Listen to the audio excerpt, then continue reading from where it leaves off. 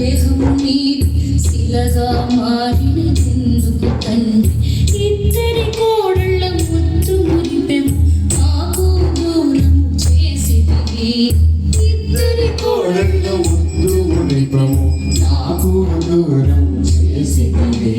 వెంకటేశుని చరితము వింటే పాపములన్నీ తొలగు కదా